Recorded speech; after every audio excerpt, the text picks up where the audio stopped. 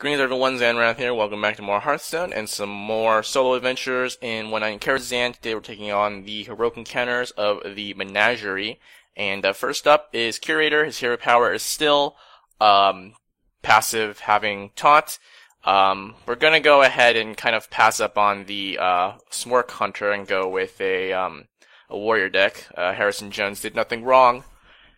And it's kind of like, I don't know, this deck is basically just a lot of taunts, because obviously you can't attack his minions, so one way to deal with them is, one is removal, spells, right, and things like that, things that affect the board without attacking, and also taunts, right, so no bolster in here, unfortunately, didn't really think it would make a huge deal, so decided not to include it, but otherwise it's basically a bolster deck, kind of. I think this is fine-ish, don't have a 1, which may or may not play a huge role, but, 2, 3, 4 is fine, I guess. And we'll see what he decides to do. So it looks like Murloc's escaping, summon 2 random Murlocs instead of just 1. Ooh, that is unfortunate. Wait. Yeah, there you go. I was like, yeah, it should have, summoned a second one, right? Because that's what the text said. I think in the normal version, it only summons 1. So I guess all of his spells that summon things summon multiple, like more than 1, like it did in normal mode. So here, I guess I'll go with the, I guess I'll go with the Tide Hunter. Because this way, didn't realize that, but that's fine. I'm going to disciple that next turn. So, should be okay-ish. Raid Leader, not the best, but that's fine. Goes there, yep. Took an extra 1 damage. Could have gone with the Annoyatron. I guess technically I took an extra 4 damage because the Annoyatron I want to stop it. But we can do this. And we've got a couple good taunts coming up to deal with this dude. The Senjin will deal with both of these, but of course he's going to have stuff. It'll still deal with two people. I guess Murlocs have feelings too. I don't know. This goes face, cause, yeah. He's got a pretty fast start. It's gonna hit my Senjin, probably just the once and clear my board. That's pretty good. I guess we'll go with the, Belcher. Demons lose, summon a random. It was only 1. Did it cost 4 before then, perhaps? Danksteed is pretty good for him. So we go with the Belcher, which will deal with, well, at least his, Coldlight Seer. So yeah, kind of in a not so great position here, but we'll see what we can make do with. I guess we throw out the Unstable and hope he just does this trade. Sure. So he's definitely got a pretty fast start. And getting the Dreadsteed here is pretty bad for me. So it looks like he's going to go ahead and just clear it and leave up the 3-1, whatchamacallit, Dragon. Fairy Dragon, along with of course, the Dreadsteed. Alright, so it looks like we're gonna bash that into Unstable Ghoul. And, do that. Unstable Ghoul. And armor up a tad. Alright. So there's that. Got the Annoyatron to clear his board the following turn. Here we go. The Bloodhoof Brave, it's a pretty good draw. It's a mid-sized minion. It's gonna go trade that way. That's kind of interesting. I guess it kind of makes sense in terms of, okay, then he makes that trade. Is like, okay, cool. I guess we go ahead and just bash this guy. I guess we'll just throw out the Death Lord and get some armor. Probably, maybe playing another Nitron would have been better just to try to get some more power on the board, but, It's gonna kill... You can't kill the Death Lord. Probably should have hit that for 3, so you can trade the Dreadsteed into it. But, you know, mistakes were made on his part, so that's fine. I guess we'll throw this out, because, like I said, we need the power on the board.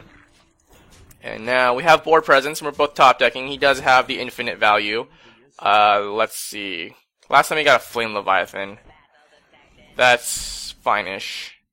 I kind of want to save the Disciple to remove something. I think I will. Because he can make this hit next turn, and then buff it up, and I'll just take him out. I guess, the Warbot. It's not, okay, so we'll make that trade instead, or hit instead. Looking for the... Huh. Okay, so I guess I'll do this. Just to make it so he has to do this to kill my Death Lord. Death Lord, you know, I don't think he has that many minions in his deck, which is why I put the Death Lord in here. Because the bigger threats are obviously his spells that summon random, you know, whatevers, demons. Does he have a beast one? I think he has a beast one. Murlocs and mechs, right? So those are his bigger threats. And so pulling something from his deck, not a huge deal, I don't think. But we'll see how it works out. So continuing drawing some big taunt minions is pretty nice. I think we've got this. He did have a pretty decent start. Not absolutely crazy though, and that was actually pretty poor on his part. Getting the Dreadsteed is pretty good, but we were able to kind of claw our way back. No pun intended, right? Dread, claw, beast stuff. Anyways, so we just keep hitting face. Got more than 30 health now, pretty good. Top decking the Arcane Blast. Alright. That's fine too. And continuing with the relatively... Actually, is that lethal? I think it is... Yeah, okay, good. Cool. Alright, not too bad. I think I drew somewhat well, though. Alright, little tweak here. Let's get a new... Yeah. I did kind of fall behind pretty early on. It wasn't absolute nuts, but he did have a pretty good start. I had a decent start. Enough to answer, that is. So, anyways, here is the deck. Harrison Jones did nothing wrong. Just an allusion to him, the curator, that is, shocking Harrison Jones for 3 damage, I think it was, when you play him. I think it's because Harrison steals stuff, and the curator being a curator of some sort of collection, evidently beasts, mechs, what else? Demons, and Murlocs, right? Yeah. Doesn't like people stealing from his collection, or Medivh's collection. Anyways, here's the deck. Basically, like I said earlier, just a bunch of taunts, a little bit of removal, right? Execute for some big things. Cause he can, I don't think, like I said, I don't think his deck has many, really strong minions. Like you have the Zubat. I think that's probably his biggest minion that I remember as a 3/3. He has like the raid leaders. He has the little really thingy 3/1 Wind Fury, 1 mana, right? Dust Devil, is that what it's called? I can't remember. He has the Raven thingy, the 1 mana 2/2 for druids. So not a lot of huge threats.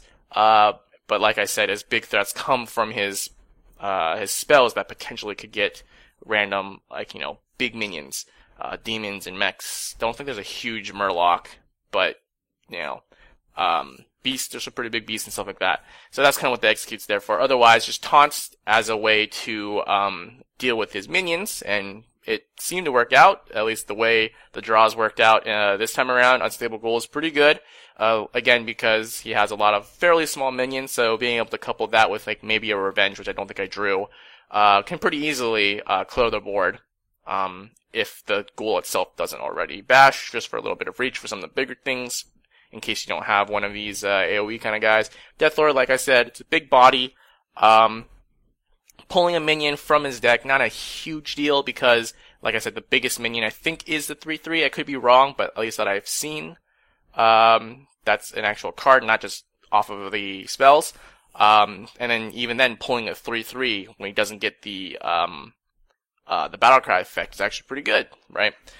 Disciple of Cthulhu, kind of a weird inclusion, but it's really just for some extra removal that's built in with a minion.